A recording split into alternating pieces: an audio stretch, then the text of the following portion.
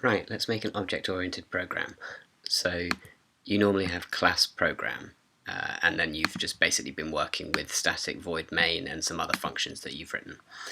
So I'm going to have a different class, okay, inside the same namespace, but outside class program. I'm going to make a car. Open and close the curly braces. Now I have a new class called class car.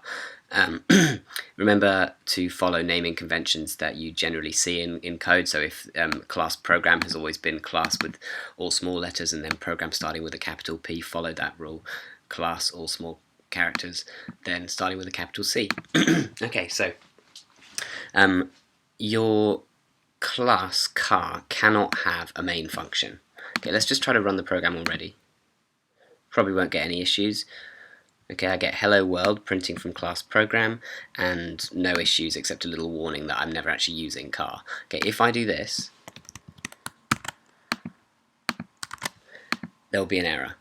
It probably won't even let me try and run it because my program can't have more than one main method. A static main method is your program's entry point, and a program can't have two entry points because when you try to execute it, the environment literally won't know which main function you want me to run. So that won't work.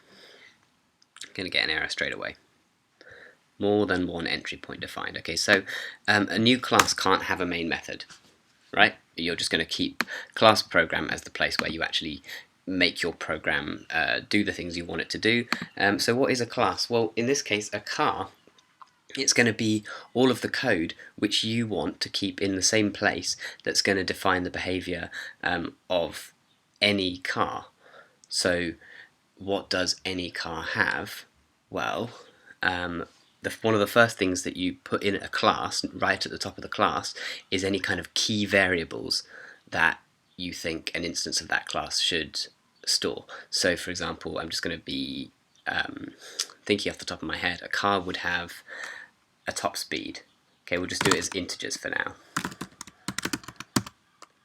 Okay. Now it automatically added private. That's actually a good thing, okay, because if you don't add private, if you say public int top speed, or if you say nothing at all, I think it defaults to private. But if you say public, then that means top speed is changeable at any point in your code. It's not a very secure variable. It's normally a good idea to make things private, which are class variables. Okay, so the top of my class is going to have, let's just say something else, private. What else should a car have? A model number, string, model name. What is model? Okay, let's leave it at that for now.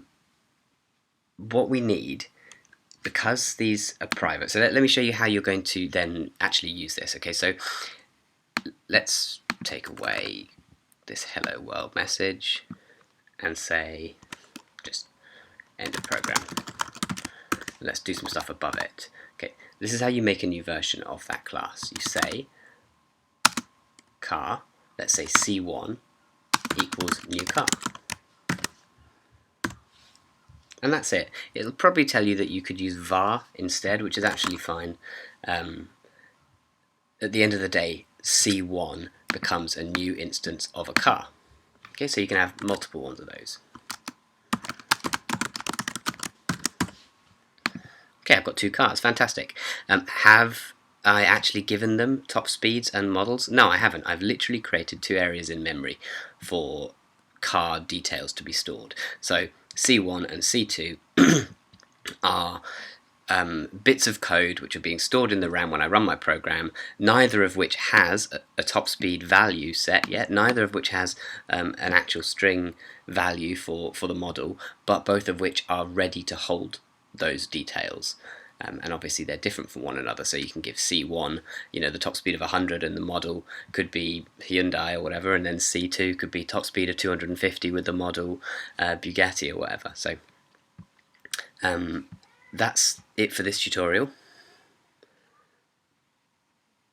No issues in the program. I get the end of program message, no issues with 8 and 9.